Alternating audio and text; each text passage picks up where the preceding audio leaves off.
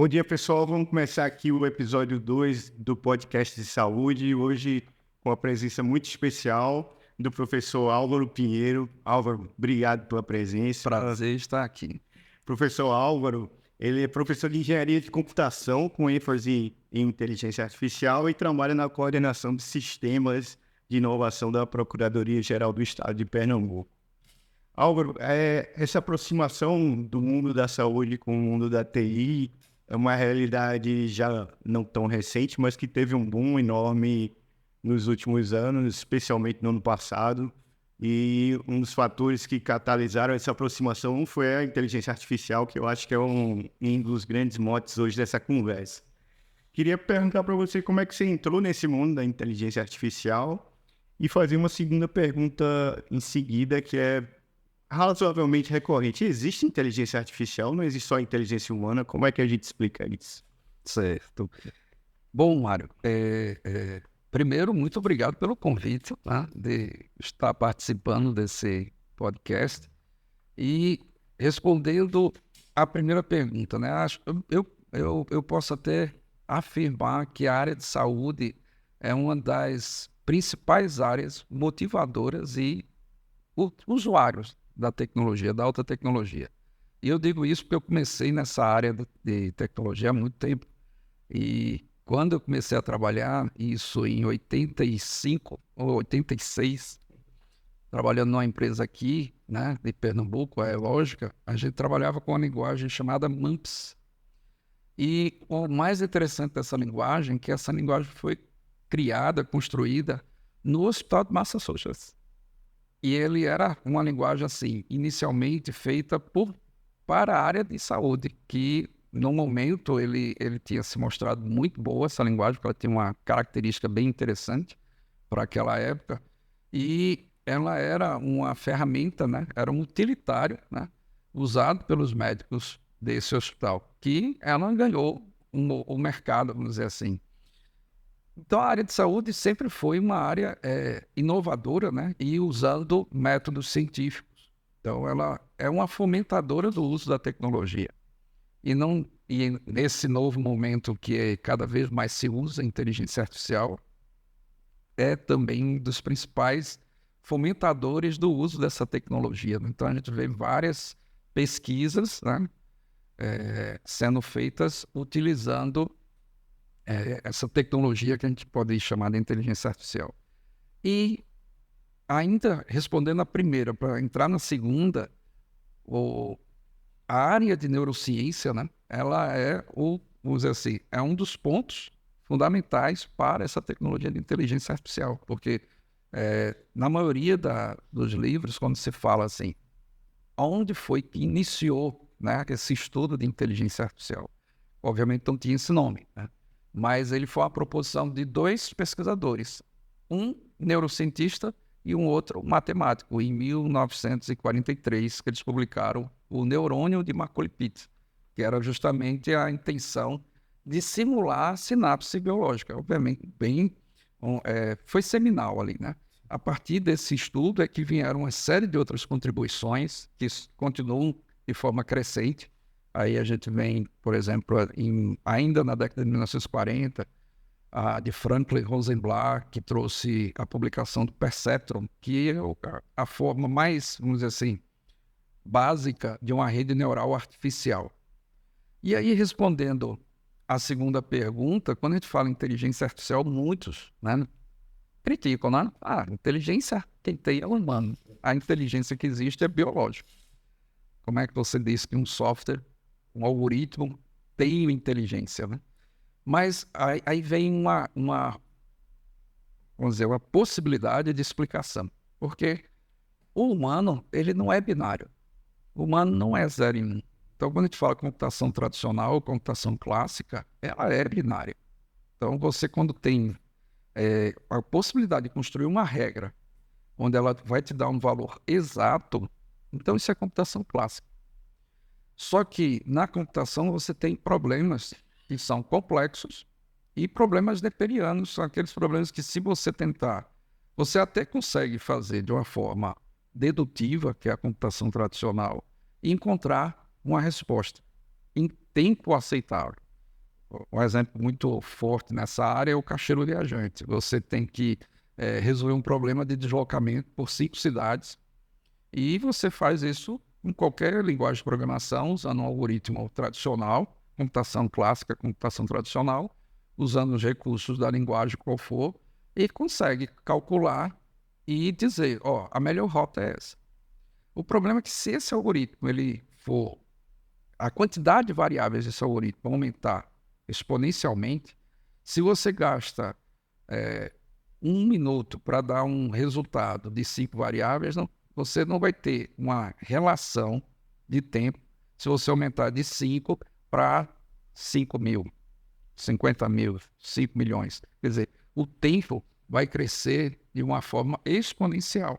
Então, se você tem muitas variáveis, apesar da lógica ela estar correta, mas o tempo de resposta vai ser tão alto que torna ineficiente o algoritmo. E aí vem a vantagem dos algoritmos que nós chamamos de inteligência artificial, né? Por quê? Porque, como eu disse, nós não somos binários, né? Não somos 0 e 1. A gente tem toda uma lógica que a gente, normalmente, quando a gente não sabe o valor exato, a gente tenta buscar o valor ótimo, né? Que é o que a gente chama de ótimo global. Seria a melhor regra, a melhor política. Então, nesse caso, a gente está usando uma heurística. E esses algoritmos, eles tentam resolver os problemas usando uma série de abordagens que os pesquisadores estudaram a natureza, estudaram o cérebro humano, aí vem a contribuição da neurociência, estudaram o comportamento da natureza, que é a inteligência de enxames, vem a contribuição estatística, que é muito forte, né? E eles tentam, nesses algoritmos, buscar a melhor resposta para aquela pergunta, né? A melhor regra, a melhor posição. Essa heurística, que se a gente transporta aquele entendimento para resolver problemas similares, que é a meta-heurística, é o que caracteriza o que a gente chama de inteligência artificial, porque ele está tentando, usando abordagens da natureza, com base em vários estudos, resolver problemas onde a computação tradicional não consegue resolver. Então, não deixa de ser uma inteligência e é chamada de inteligência artificial. Muito bom. Seguindo nesse escopo inicial em relação à inteligência artificial, uma pergunta também que é bem recorrente, e a gente ouve nas ruas, você usa inteligência artificial no seu dia a dia? E a maioria responde que não, mas não é bem isso que a gente já vê na nossa sociedade. Posso até dizer, Mário, que todos usam. Todos. Se você saiu da sua casa e veio para o seu trabalho de carro, você veio com a inteligência artificial trabalhando no seu favor, né? E, por exemplo, se a gente pega o ABS, que é o freio que todos os carros atuais têm, ali tem um algoritmo de aprendizado de máquina, inteligência artificial. Se você, até uma das primeiras, né? E se você está viajando, muitos sabem nisso, né? Que o avião, quando decola e quando aterriza, aí é onde tem fortemente a intervenção humana. Mas quando ele está lá em cima no seu voo cruzeiro, né? Ali é praticamente uma IA controlando o avião, né? Ele tem até, se eu não estou enganado, o nome é Fly-by-Wire, que é o nome desse sistema de controle, onde ele controla toda a aeronave.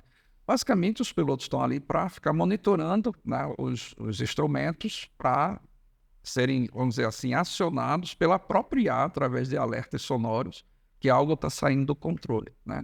Mas se tudo estiver funcionando normalmente, for um voo tranquilo, praticamente eles estão ali só monitorando, a intervenção é mínima. E a inteligência artificial nessa área aeronáutica é muito forte, né?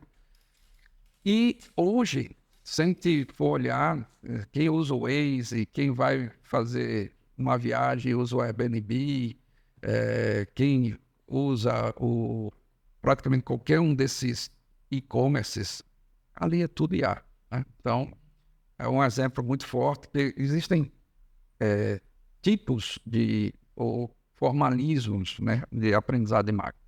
Então, tem aquele que a gente chama de não supervisionado, tem o supervisionado e por reforço. Esse por reforço é o que é mais parecido com o humano, porque nós vamos aprendendo com base na interação com o ambiente, tá? Então, nós somos um agente que interage com o ambiente e aprende com isso. Por exemplo, esse podcast agora, eu vou sair com uma série de conhecimentos novos, porque está tendo essa interação, né, desse agente com esse ambiente, né, e vice-versa. Então, essa é a nossa forma de aprendizado. Um exemplo que normalmente eu dou para quando eu estou explicando esse tipo de formalismo é que se a gente está num acampamento de céu aberto e você tem uma fogueira e está distante da fogueira, você está sentindo frio. E aí você quer chegar próximo daquela fonte de calor para passar o frio. Então você vai se aproximando. Internamente, esse organismo está dando recomendações negativas para mostrar que você está num ambiente desconfortável. Só que você não sabe qual é a melhor posição que eu tenho que estar da fogueira. Então você vai se aproximando até um ponto em que ele vai começar a dar recomendações positivas, está ficando confortável. Só que você passa do ponto e se aproxima demais da fogueira. Então ele dá recomendações negativas dizendo, o que estava muito frio agora está muito quente. Então aí você vai retrocedendo.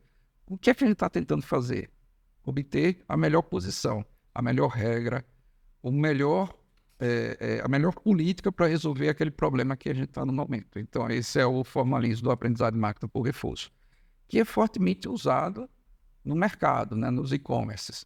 Por exemplo, se eu entrar no meu site lá, na minha conta da Amazon, e você entrar na sua, a gente for olhar, não ter produtos diferentes, porque nós temos perfis diferentes de consumo.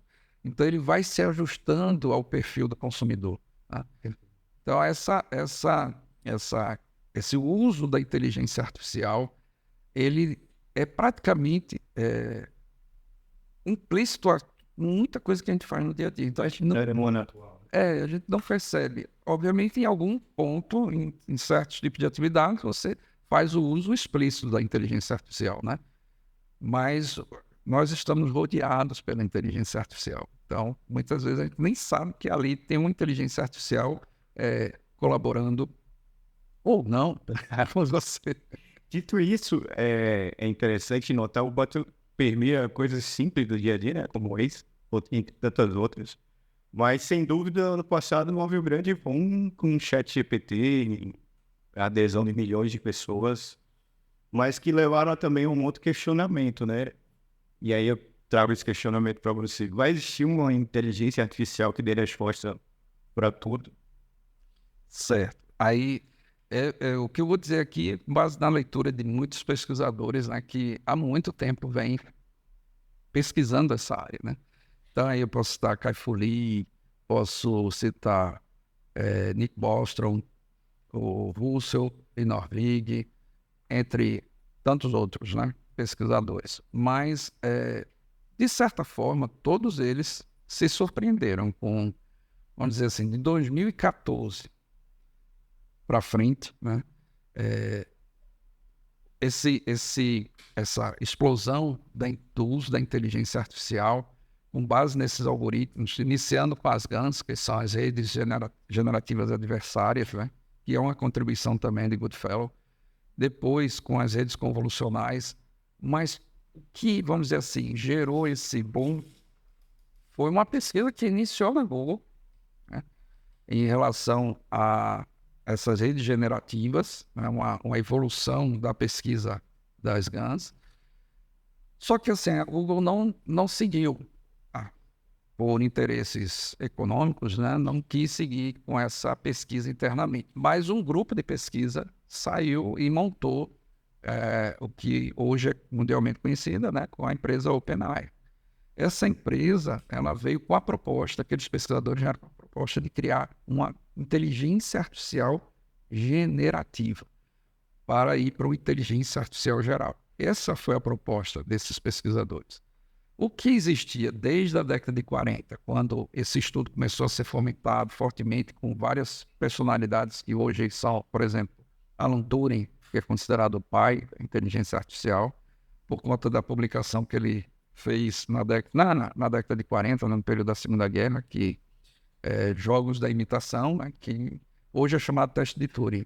Que, inclusive, em 2016, teve um robô que venceu esse teste de Turing, um chatbot.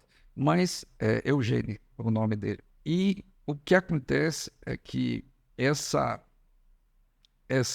evolução veio por contribuições de artigos que deram uma complementação, vamos chamar, em camadas dessa inteligência artificial. Teve um artigo que ele foi seminal para essa mudança, né? Ele propôs uma camada chamada Transformer, que permite que o que já existia, né? Que se a gente olhar, por exemplo, do Perceptron, do Adaline, que resolviam problemas, mas ainda não conseguiam resolver problemas complexos. Veio a contribuição em 1980 de 3 pesquisadores com o que a gente chama de backpropagation, que aí veio essa rede neural chamada Multilayer Perceptron. Então, é como se as contribuições, né, dessas pesquisas fossem incrementando essas inteligências artificiais. E essas inteligências vão ganhando, vamos dizer assim, mais acurácia. A assertividade vai aumentando de forma exponencial. Mas essas contribuições não são contribuições programadas, elas acontecem, vamos dizer assim, espontaneamente com aquela pesquisa, e aí vem um entendimento de algo que, quando é implementado, isso gera um retorno significativo. Então, a comunidade acreditava que em algum momento se chegaria lá, né? Mas essa contribuição dessas pesquisas encurtaram bastante esse tempo. Então, o que se estimava que talvez em 100 anos demorasse, né? Você hoje tem as redes generativas. Então, a gente saiu do momento, porque se a gente colocar isso numa escada evolutiva, a gente teve as primeiras IAs, que a gente pode chamar de IAs fracas. Depois surgiram as IAs fortes. Isso aí, de 1940, a década de 40 até a década de 80 é um período de IAs fracas. De 80 para cima surge o período que vamos chamar de inteligência artificial forte. Mas essas são inteligências artificiais estruturadas. Da década, mais especificadamente, em 2014, que surge o estudo das GANs, e em 2016 para 2017, fortemente das redes generativas, nós entramos no outro mundo ou no outro patamar. A gente saiu das IAs estruturadas para as IAs generativas, num tempo muito curto. Então, assim, muitos acreditavam que se chegaria lá, mas você encurtou bastante o tempo. E aí vem uma outra degrau dessa evolutiva, que seriam as inteligências artificiais gerais. A inteligência artificial geral é como se você tivesse um cérebro biológico. Quer dizer, é uma IA que, vamos colocar nesse sentido, em algum momento ela acordaria e dizer, se eu penso, eu existo. Então, é uma IA que a gente está muito distante de acontecer. Acredita-se, né, por todo esse processo. Mas como essas contribuições acadêmicas, essas pesquisas, às vezes trazem modelos, que até então ninguém tinha tido aquele estalo. E o estalo aconteceu, e alguém implementou e viu o resultado, as experimentações, acredita-se que talvez a gente tenha encurtado bastante esse tempo do surgimento de uma IA generativa. Mas hoje é uma IA muito distante ainda, certo? Das que nós temos, que são as generativas para as IAs gerais. Então, IA geral é praticamente um novo ser que tem características, né? Terá características que hoje são bem distintas entre uma inteligência biológica e uma inteligência artificial. As inteligências artificiais, elas são muito boas, muitas já superaram o desempenho humano, mas individualmente. Elas têm habilidades específicas.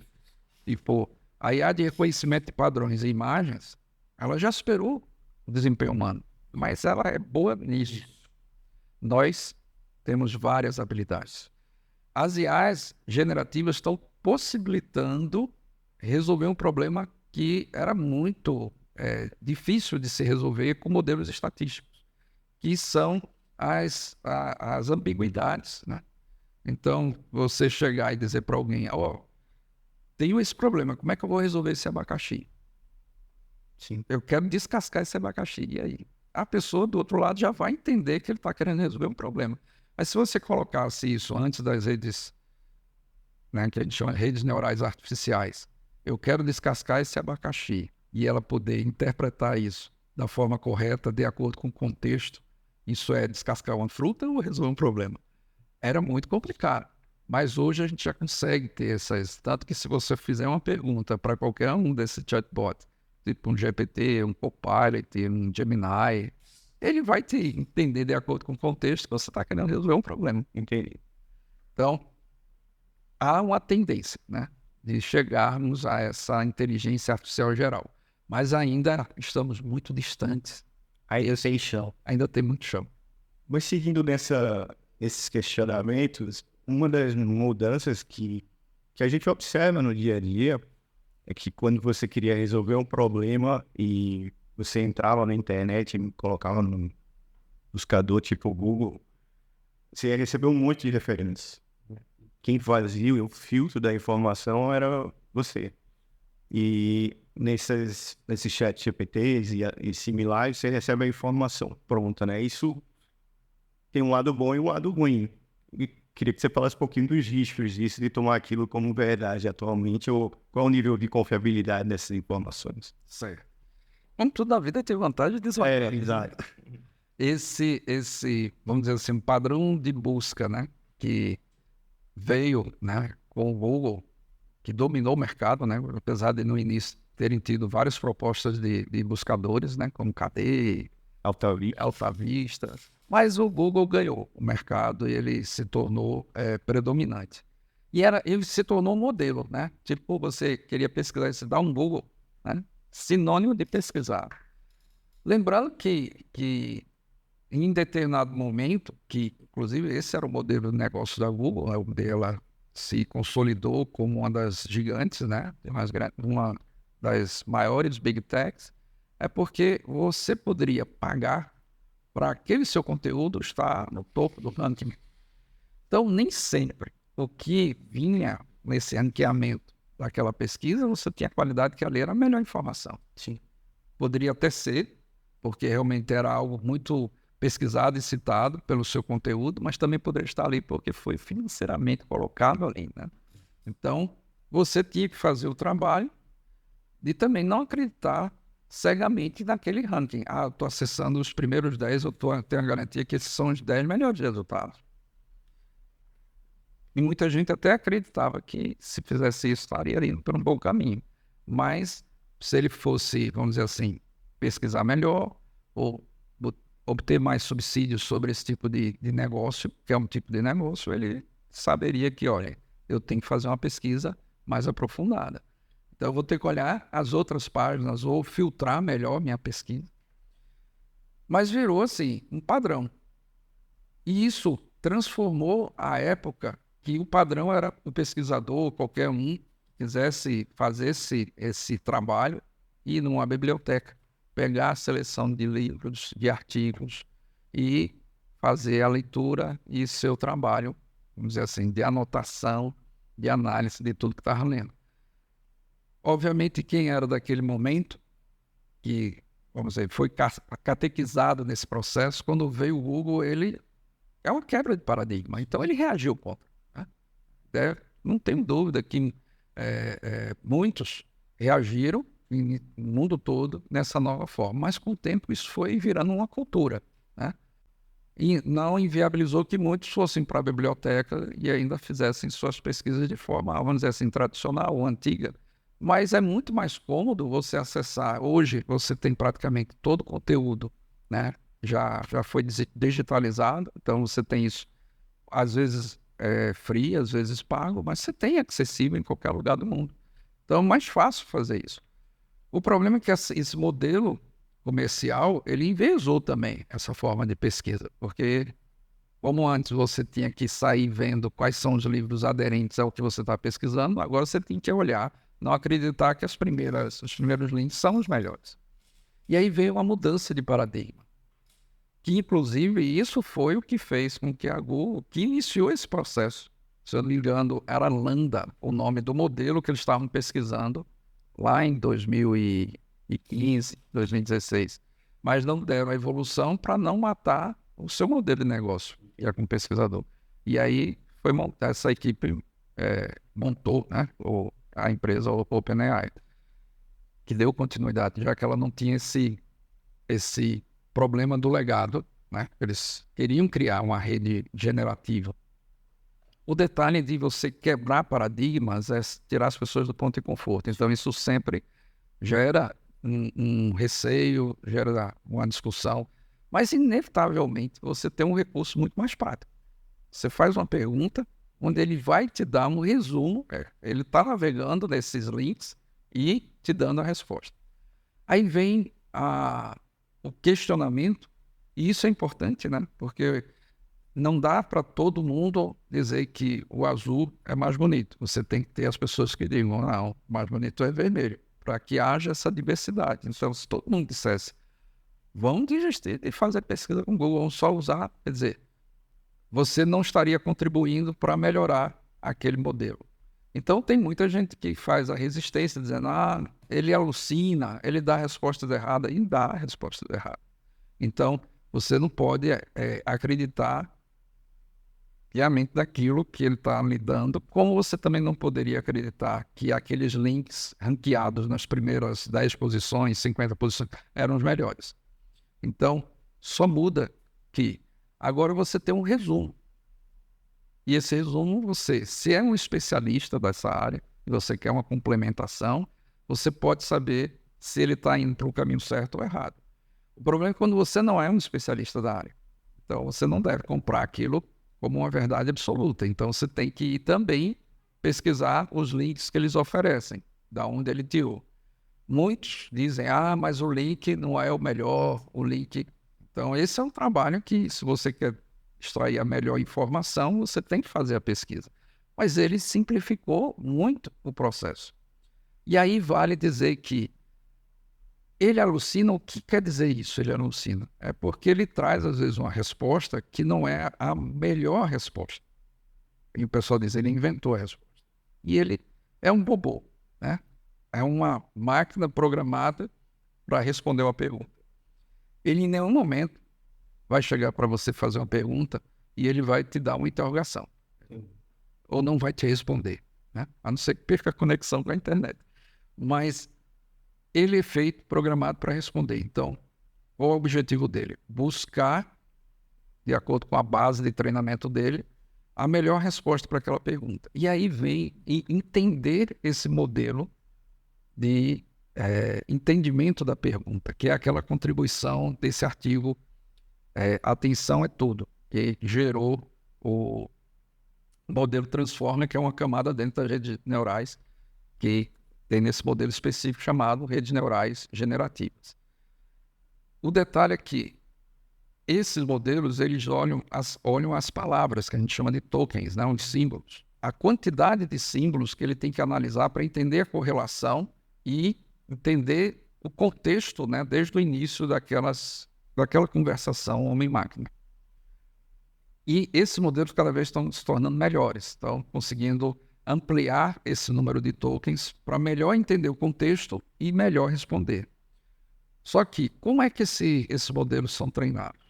Como eu disse, tem 3 tipos de formalismo: o aprendizado de máquina não supervisionado, o aprendizado de máquina supervisionado e o por reforço. O supervisionado não quer dizer que tem um humano supervisionando, é que ela tem um rótulo, é que você sabe aquele dado, então você pode botar no modelo para ver se ele acertou ou não com base na saída que é esperada. O não supervisionado, você não tem um rótulo, você tem uma gigantesca base de dados. Então imagine que uma Big Tech dessa OpenAI, ela coletou dados, praticamente, do mundo todo, de todas essas bases de dados que estão aí disponíveis, e retirou todo esse conjunto de palavras e colocou naquele modelo para ele aprender, sem ser supervisionado, quer dizer, sem conhecer o rótulo. Então, ele está, com base no modelo, tentando encontrar qual a melhor palavra para preencher uma lacuna com base nas palavras que ele tem antes e tem depois. Só que ele não tem um processo de alinhamento para ver se ele está indo para o objetivo dele, que o objetivo é responder da melhor forma. Então, hoje é até uma das grandes dificuldades, é como fazer o alinhamento desses modelos de IA, que eles estão cada vez maiores, né? Gigantescos.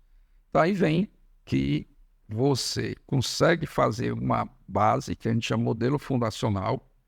Esse modelo ele aprende de forma não supervisionada, mas depois você quer usar esse modelo para a área de saúde. Aí você vai ter médicos, especialistas, que vão rotular esses dados. Vamos pegar aquele exemplo, né, de imagens de câncer, ou características do câncer X e do câncer Y. Com esses dados rotulados, você consegue fazer o que a gente chama de aprendizado de máquina supervisionada. Então, você consegue gerar um modelo, que a gente chama LLM, né, um grande modelo de linguagem, mas sendo especialista na área de saúde. Então, a probabilidade dele errar é menor. Então, tem duas características aí. Você cada vez mais vai ter modelos especialistas, que vão errar muito pouco, e cada vez vão aprender mais.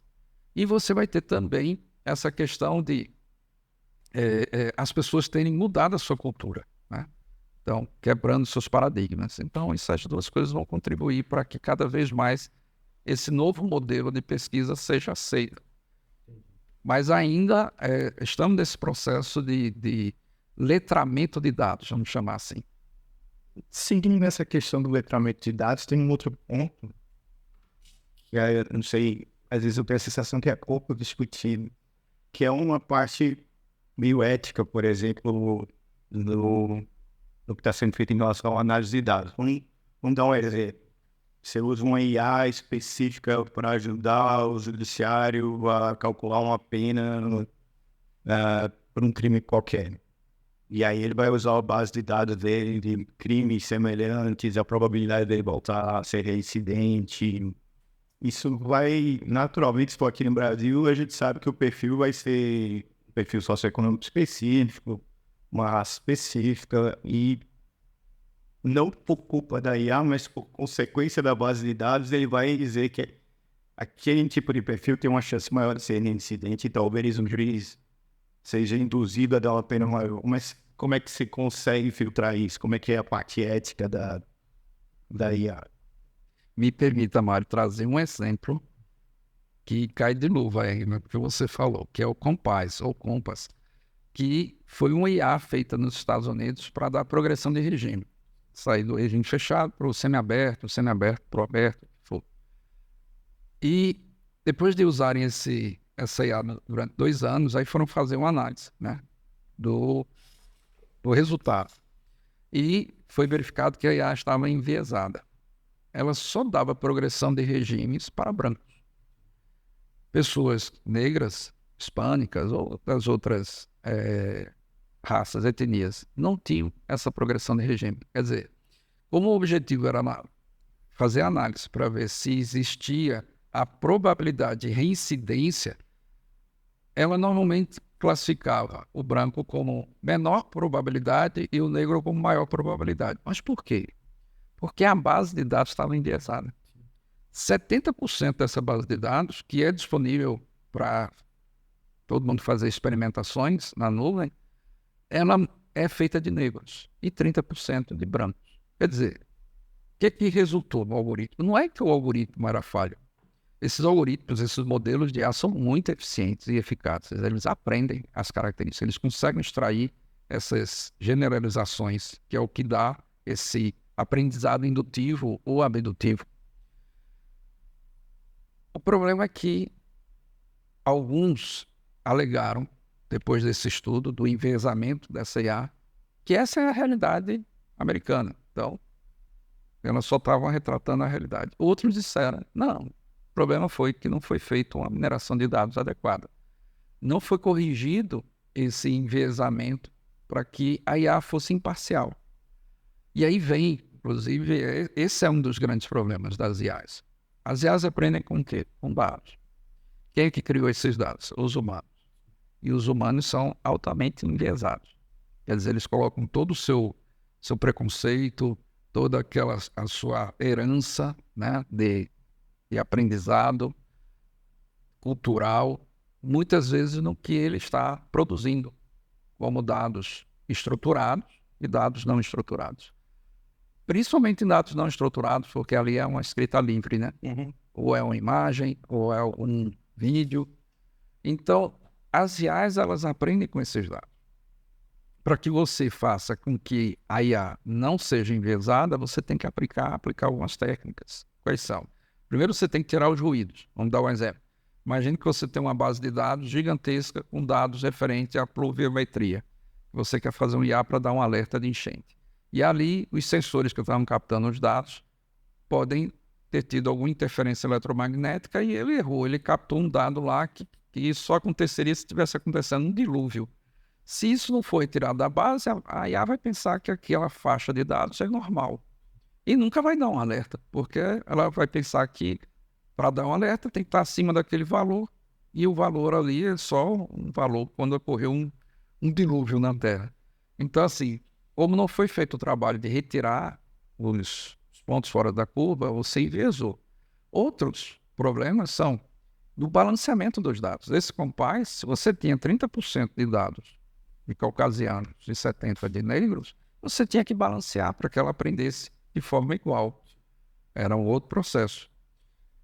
Além disso, você tem que também verificar esse enviesamento que o dado pode ter em relação à cultura. Se você quer um IA que seja generalista, atenda os vários países, ela não pode ser atrelada a questões culturais.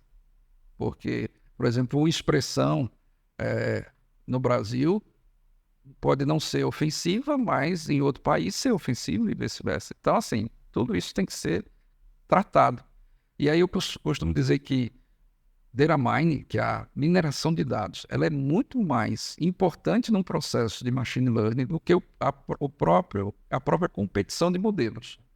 Porque depois que os dados estão preparados, que é o que a gente chama de ETL, extração, transformação em carga, aí você pode seguir o caminho desse pipeline para produzir um modelo que tende a ser cada vez mais assertivo. Mas só que é muito trabalhoso você fazer mineração de dados.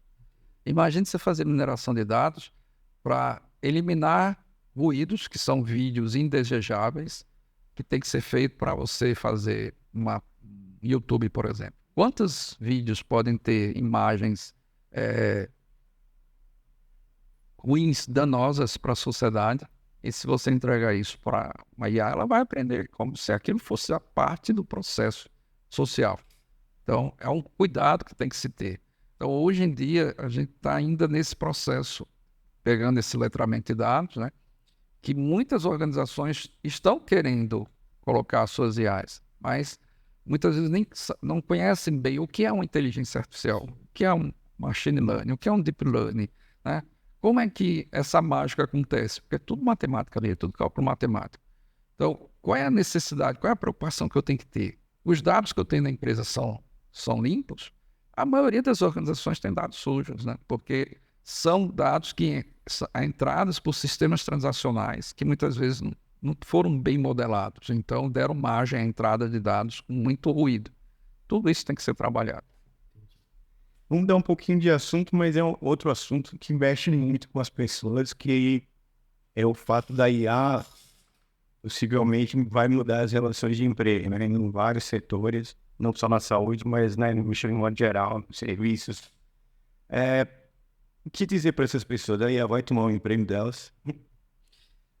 Eu vou falar de uma publicação, né, do FMI, que saiu em janeiro desse ano, que esse estudo que o Fundo Monetário Internacional colocou é que 40% das profissões do mundo vão ter impacto com a inteligência artificial. Só que esse impacto ele pode ocorrer de duas formas, né? Aí, tentando resumir a publicação, né, o relatório do FMI. Eles trabalharam com 3 indicadores. Quais foram os indicadores? Aquelas profissões de alto risco, de médio risco e de baixo risco, nesse ranqueamento com os seguintes indicadores. Alta exposição a IA e complementaridade. Então, vamos pegar a sua profissão, medicina. É uma profissão de médio risco de ter deslocamento. Por quê? Porque essa área de saúde, certo? A IA, ela pode contribuir fortemente. Quer dizer, ela é muito aderente à área de saúde, mas de forma complementar. Quer dizer, não é uma IA que vai substituir o médico, mas o médico que fizer uso da IA, ele tende a ter, vamos dizer assim, uma melhoria na sua atividade. Quer dizer, ele vai ser mais eficiente, mais eficaz. Mas, de forma alguma, essa IA vai estar tirando o médico daquela função. Mas se você tem em outras áreas que tendem a ter uma alta exposição a IA com baixo complemento. Por exemplo, se a gente colocar trabalhos repetitivos, né? Qualquer trabalho que você imagine seja repetitivo. Ou pegar até um exemplo na área de saúde. Você tem aquele especialista, né? Que ele sabe ler a radiografia, a ressonância. Ele vai dizer, ele vai olhar ali e dizer, esse tumor aqui é maligno, é benigno. Mas o IA consegue fazer isso muito melhor. Então, a tendência do médico, que ele sabe analisar aquela radiografia, aquela ressonância, o que for, é que se ele ficar só nessa atividade, a tendência dele se tornar obsoleto. Sim.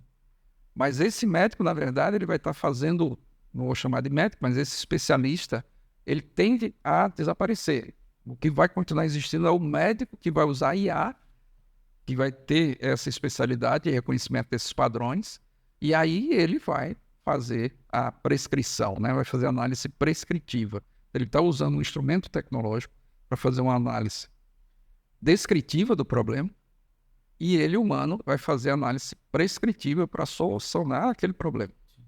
Essa combinação, tá, ela vai acontecer em muitas das profissões. Porém, tem alguns que são justamente aquelas muito repetitivas, né? Que não existe uma necessidade de uma análise cognitiva. Basicamente é você fazer um trabalho mecânico. Aí a IA tende a substituir plenamente o humano. E tem outras que tendem a ainda não ter, segundo o relatório do FMI, que elas não são de alta exposição a IA e também não são de complemento. Então, essas profissões, quais? As artesanais, por exemplo. Aquela pessoa que tem a característica de saber fazer determinado objeto, mas um objeto que ele faz, mesmo, vamos pegar aqui o chapéu do Panamá. Certo? Um chapéu do Panamá é diferente do outro. É diferente de uma produção massiva. Então você vai pagar por aquele produto porque você quer aquele produto único que ele foi feito para você. Né? Então esse tipo de profissão que pode se tornar até uma tendência, né? As pessoas que são especialistas têm um dom naquela área, então eles conseguem produzir artesanalmente aquele produto, seja qual for, transmissão do conhecimento, um professor.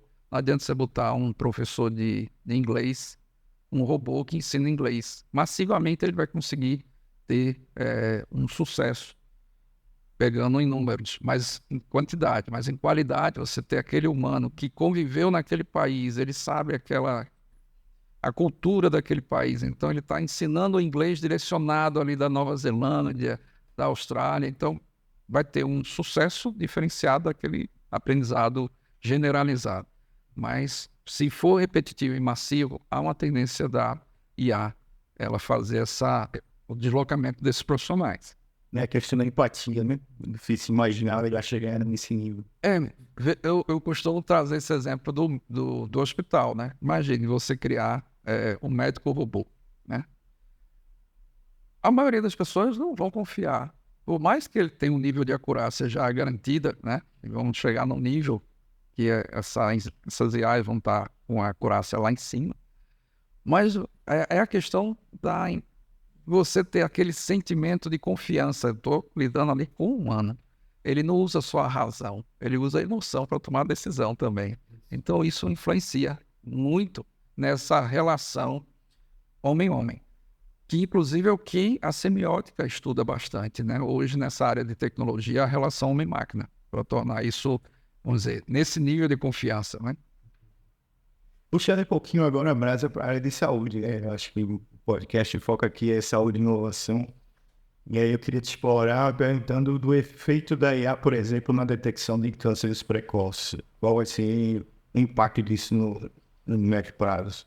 Justamente nessa questão de reconhecimento de padrões, né? Reconhecimento de objetos, reconhecimento de padrões, que as IAs já mostraram ter um desempenho melhor do que o humano. Elas vão ser cada vez, como já são usadas, né, fortemente. As cirurgias, né, que vão ser cada vez mais precisas, sendo utilizadas com robô, por exemplo. Eu sei que o doutor usa a robótica, né, para fazer as suas cirurgias. E isso é uma tendência, é inevitável. E, inclusive, em relação a essas telecirurgias, né? Você tem um especialista aqui no hospital português que pode estar fazendo a cirurgia numa cidade que não tenha esse especialista, né? E todo esse corpo de profissionais que tem que estar aqui naquela operação. Então, a inteligência artificial vai estar sendo já é fortemente usada na área de saúde, ela só tem de ser mais utilizada. E, obviamente, nesse conjunto de tratamentos, né? Que quando a gente olha em IA, eu vou trazer um gráfico de Kai-Fu Lee aqui. Esse pesquisador escreveu vários livros, tem um que é inteligência artificial. Ele divide em 4 desses quadrantes que a gente vai ter no eixo X, do lado direito. Aquele trabalho de criação, do lado esquerdo, aquele trabalho de otimização. Sim. No eixo Y, em cima, focado em social, e no eixo Y para baixo, focado no asocial. Então, nesse gráfico, quando é criatividade com social, há uma tendência de uso de IA. O uso de IA sempre vai aumentar, mas nesse quadrante, com a supervisão humana, porque é criação focado na questão social, né? A relação humana. Então, o humano sempre vai interagir com essa IA, ou ele sendo um supervisor, ou ele trabalhando em conjunto. Quer dizer, a IA vai estar dando apoio à tomada de decisão. Ela não tomará a decisão, ela vai dar o apoio. Mas você tem o quadrante onde a IA ela tem foco social, mas buscando otimização. Otimizar processos, né? É algo muito focado em algoritmos matemáticos. Então, imagine você ter 2 objetivos que sejam conflitantes. Você quer que aquele trabalho seja eficiente e eficaz. Normalmente, quando você faz algo muito rápido, você está também entregando algo sujeito a muitos problemas, né? Se você faz algo muito preciso, normalmente você demorou para entregar. O ideal é você ter o ponto ótimo, né? Sim. O ponto ótimo é que ele seja eficiente e eficaz. Então, o uso desses algoritmos consegue fazer a sua otimização com muito mais qualidade do que uma análise biológica, vamos dizer assim, cognitiva, em relação àquele problema que você quer otimizar. Então, há uma tendência de a IA ser central e o humano trabalhar na periferia desses processos. Mas se você olhar para o eixo, que é asocial, buscando otimização, aí é só IA. A IA tende a dominar totalmente esse tipo de atividade. Para o lado, que é asocial, mas com criatividade, que é o último quadrante, aí você vai estar naquela situação onde os humanos não vão querer entregar aquele tipo de atividade para uma máquina. Ele quer fazer, quer criação. É a característica marcante da espécie humana. Mas vão ter aqueles que vão usar a IA como complemento. Então, se a gente olhar esse quadrante, né, proposto por Kai-Fu Lee, a IA está em todos eles. Não tem nenhum quadrante que só tem humanos. Então, essa é a realidade que é uma tendência crescente na nossa sociedade. Falando ainda da oncologia, e especificamente da aplicação da IA, quando a gente fala do tratamento oncológico, o número de protocolos é muito grande, né? Teve uma revisão recente, só de tratamentos quimioterápicos para a doença tem mais de 8.000 protocolos. Isso é um número bem significativo para a cabeça de qualquer um. Por outro lado, a gente está numa fase da medicina personalizada, né? O quanto essa ferramenta vai contribuir e qual vai ser o nível de confiabilidade que a gente vai ter na tomada de decisão. Isso eu acho que é o maior problema hoje da IA, né? Essa aceitabilidade está muito associada à questão dos problemas críticos, né? Quando você fala em vidas, né, é diferente de... Por exemplo, vamos usar uma IA na procuradoria para fazer a classificação dos processos que são relevantes ou irrelevantes. A gente tem uma IA que faz isso, que é a Lia. Se ela errar, se a acurácia dela é de 70%, quer dizer, ela está acertando de 100, 70, errando 30, tchau, outro. Mas na área de saúde fica complicado, né?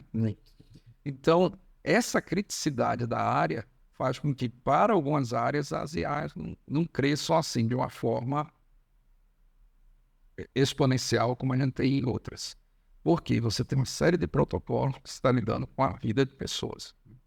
Então, hoje, o uso da IA, ela é forte já na área de saúde. A área de saúde é uma das fomentadoras da tecnologia, mas eu penso que, com base nos vários artigos que são publicados, alguns artigos eu botei até lá naquele grupo de inteligência artificial, um dos que foi até da Fiocruz, né? Ele colocou que no mundo todo já tem muitas pesquisas de IA na área de oncologia, né? Mas ainda assim existe essa resistência. Por quê?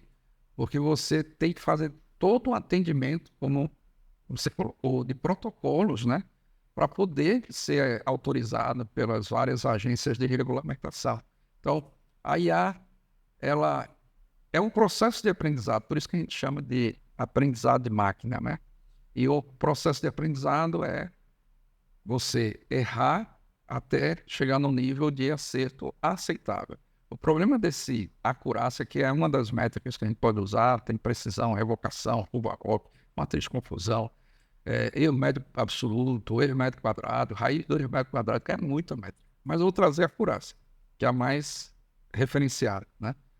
Você normalmente só vai aceitar ter uma IA sendo usada em trabalho junto com a área de oncologia quando a acurácia for de 98%, 99%. E para chegar numa acurácia dessa, dependendo do seu volume de dados, da sua infraestrutura, isso demora. E satisfazendo todos os protocolos, aí demora mais ainda. É interessante, porque para a gente é muito complexo determinar um tratamento por causa do número de variáveis que você tem que considerar, né? Idade, peso, história familiar, fatores ambientais e tudo isso misturado.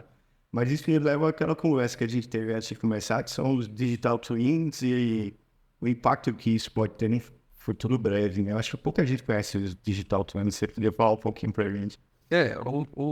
Os irmãos digitais, né? Os digital. Esse é são tendências, né, da tecnologia aí, a gente para essa questão de você criar um recurso digital semelhante àquele recurso real para buscar e aí ter várias aplicabilidades. Vou trazer um aqui. Isso, na verdade, foi um dos objetivos lá das GANs, aquelas redes neurais adversárias, né? Porque hoje você tem áreas que você tem pouco dado. E para aprender, você tem que ter muito dado. E quando você tem pouco dado, o que eu vou fazer? Eu não vou gerar uma IA porque eu tenho pouco dado. Então, uma possibilidade é você criar dados, né, com o aprendizado. Então, você vai fazer um IA para aprender sobre aquele dado, aquele objeto, e depois você vai gerar novos objetos para poder criar uma grande massa, para poder gerar um aprendizado com um nível melhor. Além disso, isso aí é uma das possibilidades, são inúmeras as possibilidades, né? Mas se a gente for olhar, a tendência do mundo é usar características do tipo metaverso, que é usar realidade virtual, com realidade aumentada, trazendo esses objetos, né, que são gêmeos digitais. Então, é você ter um mundo holográfico, né? Você conseguir, por exemplo, fazer uma consulta com o seu cliente, seu paciente, daqui, e o seu paciente está lá em São Paulo, mas não é uma ligação telefônica, não é um Meet que você vai fazer com uma dessas ferramentas de reunião. É ele está sentado na mesa, você está aí, ou o seu médico, virtualmente, está sentado lá no seu hospital, falando comigo em outro local, e eu sentado fisicamente aqui. Mas essa interação, que é a semiótica, né, por gestos e tudo mais, ela se torna mais, vamos dizer assim, amigável, né? A confiança dessa conversa, ela aumenta. Por exemplo, trazendo de novo para a área jurídica, que é que eu tenho mais expertise, né, pela vivência. A teleaudiência, ela não era aceitada por muitos juízes. Por quê? Porque é um custo muito alto para o Estado tirar um detento de uma penitenciária, principalmente quando esse detento é de alta periculosidade, e levar para um fórum para ser julgado. Então, de vez em quando a gente está na rua e vê um comboio de veículos da polícia, né, do sistema penitenciário, que eles estão fazendo deslocamento de um detento para provavelmente ir para um fórum, para uma audiência. Não, usar tecnologia para isso não seria muito melhor? Se você ter uma sala no presídio, na penitenciária, onde tivesse lá todo o recurso de teleconferência, 2 televisores, todo o aparato tecnológico, onde o juiz do fórum estaria fazendo a sua avaliação daquele processo, daquele detento, sem ele sair. Quer dizer, isso para o Estado seria um custo bem nicho. O risco e tudo, porque tudo envolve ali um custo alto para o Estado de deslocamento dos policiais e tudo mais, para fazer aquela, às vezes de um detento só, tem que tirar todo um ambiente menos perigoso dentro lá do fórum, já que você pode estar com uma pessoa que é de alta periculosidade e tudo mais. Mas por que alguns juízes recusam? Porque eles dizem que nesse tipo de audiência ele não está olhando os olhos do detento para aquelas perguntas que ele... Alguns alegam nisso, né? Então, houve uma resistência para essa mudança de paradigma. Mas hoje, cada vez mais, juízes estão aceitando fazerem teleaudiência. Então, a tendência da quebra dos paradigmas vem também com a questão de... Voltamos para o letramento de dados, né? As pessoas entenderem a tecnologia e a tecnologia melhorar, né? A tecnologia vem com esses avanços tipo holografia, né? Realidade virtual, realidade aumentada, que é o metaverso, usando gêmeos digitais e tudo mais. Tudo isso favorece que esses paradigmas sejam quebrados. Ainda na parte da saúde, um dos questionamentos que existe é que a gente geralmente parte de uma pergunta para tentar melhorar em desfecho, né? E a partir de modelos, metodologia científica, a gente dá uma resposta positiva ou negativa, né? Aí pode ser verdadeiro ou falso. Com esses Big Data, essa quantidade enorme de números, aí ela vai nos contribuir em criar a pergunta, ou seja, tem insights de possibilidades e soluções. Esse, ao meu ver, é o grande benefício desses algoritmos. Porque o humano, a máquina biológica, vamos dizer assim, a máquina de carbono, ela tem uma série de características que hoje ainda não tem uma máquina de silício. Tá? E essas características, como, por exemplo, resolver com muita facilidade, ambiguidade, você usar a emoção, não só a razão, então, ter muitas habilidades, não ser excelente numa só, tudo isso são características nossas. Porém, a gente tem uma deficiência que é o que faz esses algoritmos serem muito ou fortemente utilizados, que é a correlação. Se a gente vou pegar um exemplo aqui, uma planilha no Excel, você tem lá 10 linhas com 4 colunas. Você bateu o olho, obviamente, você conhecendo daquele negócio, você já entende. Você não precisa de um método, nenhuma técnica para poder fazer análise daqueles dados ali. Você olhou, já entendeu. Agora, imagine que você tenha um conjunto de dados, numa planilha mesmo, Excel, com 256 colunas e 1 milhão de linhas. Possível. É aí onde entra a vantagem do uso desses algoritmos de IA, porque eles conseguem fazer essa correlação com muita eficiência e, dependendo do nível de aprendizado, com muita eficácia. Então, cada vez mais, como a gente tem um gigantesco volume de dados disponível na nuvem, né, que é o Big Data, o uso desses algoritmos se tornam inevitáveis, porque você quer ter o conhecimento do seu negócio. Qual é a grande vantagem do uso desses algoritmos? Porque todo mundo, em todos os segmentos, querem usar. Porque você quer ter o conhecimento. Por isso que a gente diz que estamos vivendo a 4ª revolução industrial, né? A era do conhecimento. Então, isso caracteriza o quê? Para você ter conhecimento, você precisa ter informação. Quanto melhor informação você tem do seu negócio, daquilo que você quer analisar, mais conhecimento você vai ter. Só que para ter informação, você precisa ter dados. Dado é a matéria-prima da informação. Então, se você tem muitos dados, se você fez a limpeza desses dados, retirando os ruídos, fez o processamento, gerou informação, você vai ter o conhecimento que você deseja. qual é a grande vantagem do conhecimento? É que você vai ter a sabedoria para tomar uma decisão mais assertiva. Eu devo operar ou não devo operar? Eu devo fazer esse procedimento cirúrgico ou aquele? Às vezes, o volume de variáveis que você tem nas suas mãos é muito grande, que sem esse apoio desses algoritmos, você, de certa forma, teria que tomar decisão se não tivesse os algoritmos, mas com uma probabilidade de erro maior. Os algoritmos, você tem esse suporte, porque a decisão pode tomar sendo humana, mas com esse suporte, a probabilidade de erro diminui.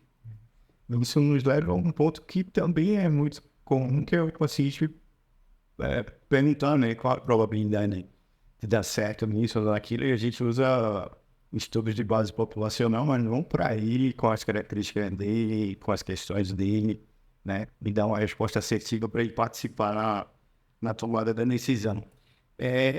Dito isso, eu queria também te perguntar quais são as implicações éticas e regulatórias do uso de IA em oncologia. Você poderia falar um pouco para a gente?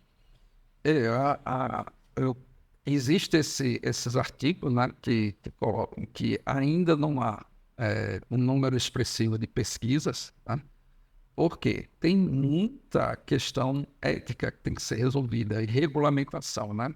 Como ainda não existe a regulamentação dessa área de saúde, é uma área muito baseada em protocolos, né, em regimentos já determinados, isso, de certa forma, invalida ou não contribui para um aumento na pesquisa na área de saúde, né? Ela continua sendo feita, inclusive tem esse artigo da Fiocruz falando de patentes, né, de pesquisas na área de oncologia do mundo. E, assim, não é surpresa, né? Mas a campeã é a China, né? Pesquisa nessa área. Aí depois vem, não me lembro exatamente a classificação, mas aí os Estados Unidos parece estar em terceiro lugar. Mas o Brasil só tem 3 patentes nesse tipo de pesquisa, quer dizer, é muito pouca patente. Né? E talvez a falta de uma regulamentação que dê essa, vamos dizer assim, confiança da área médica em seguir esses procedimentos, porque se a gente olhar nessa nossa área, quando eu falo acurácia, a gente está usando da área de saúde os indicadores, porque o que é acurácia? É uma razão entre o verdadeiro positivo, o falso positivo, o verdadeiro negativo, o falso negativo. Então, quando a gente fala de protocolo, de rigidez, de ciência ouro, a gente está trazendo muito da experiência da área de saúde, né? E a área de saúde, por ter essa característica, ela precisa ter regulamentos, né, já construídos. E a gente ainda está no início do processo. Se a gente olhar a inteligência artificial, para muitos, começou nos anos 2000, né? Disputar a inteligência artificial. Ela é uma ciência, vamos dizer assim, um estudo que começou na década de 40, com a colipite, o neurônio com a colipite, e veio evoluindo.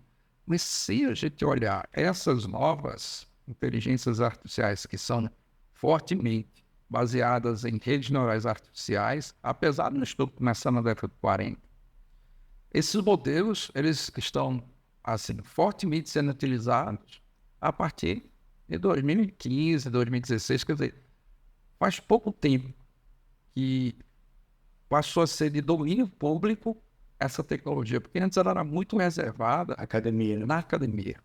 Então, assim, ainda temos muito chão pela frente para que os paradigmas sejam quebrados, o letramento de dados seja feito e a comunidade aceite IA como uma ferramenta, mais uma ferramenta, porque hoje, eu costumo dizer, né? Quando a gente não conhece, a gente tem medo. Sim.